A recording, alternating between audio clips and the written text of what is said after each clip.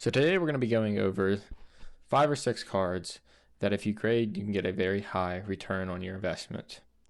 And so the goal of this is just to start doing a little series that we look at cards like this EVAX here, this promo, that we are able to just see like what we can buy it for raw and then have the highest rate of return if it came back a 10, and even if a 9, if it reduces the amount of money that you lose from your investment. So like that $20 grading fee with PSA, we'd recoup 10 of that in this theoretical card here.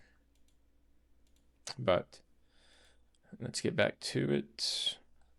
So most promos are like that. So you can see that most promos like this Marnie's Morpeko is kind of like that. There's a lot of cards that have a high rate of return, but also might have a high risk. You got to look at the gem rate as well. So you can see here, $170, $30 card versus if you were to look at the EV, it's a $20 card and almost $300 in a PSA 10. So you have a chance to 14 to 15x your initial investment.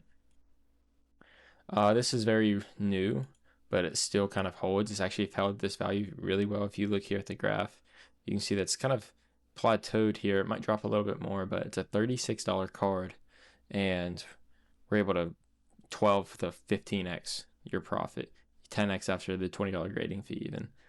And then the 9, there's just not been a lot of sales for the 9, so that's why it's so high. This is one of the higher cards. The reason I have this is it's a very expensive card to get in the first place. If it does 9, you don't even lose your $20. The only downside is that 4-month waiting that you have to do, or that you have to wait whenever you do grade with PSA.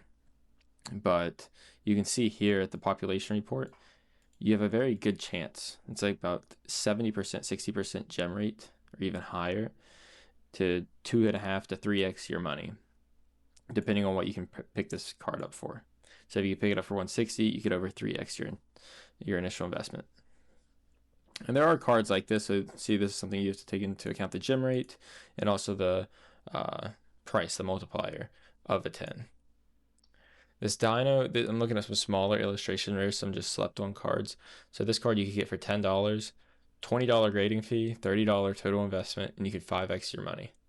You can see also there's not many graded, so a lot of people kind of overlook these smaller cards and go for these big chase cards, the Charizard from 151, the Moonbryon, but then there's a lot of room here to make some money. Same thing for this Dwebble. You probably pick this up for $20 at a card show. Very hard to grade, you can see, about 25% gem rate. But if you can find a copy that is clean, or even multiples, it's worth sending it in because it's almost a $300 PSA 10, and that's with it's dropped. You can see it's selling for $400, $350, $270. So you can see there is some room for money to be made on this card. And then also, this is one I just picked up recently. So it has about a 40% gem rate, 40 to 45% gem rate. And after your total $20 fee and picking it, say, for $20, you can 3x your money. So that is a really good. That means if you send in just 2 blindly, even, you're still going to make your money back. If you have a really good eye for 10s, this is a card that could be very easily a 10, just based on the gem rate alone. So the whole purpose of this series is just to get into the habit of looking at cards and seeing which ones that you might be passing up on whenever you see it at a card show that you should look for and be like, is this gradable or not?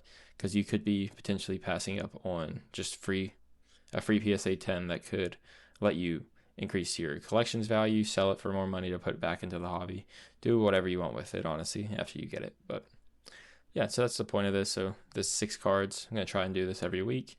If that sounds interesting to you, please leave a like and subscribe. Thank you.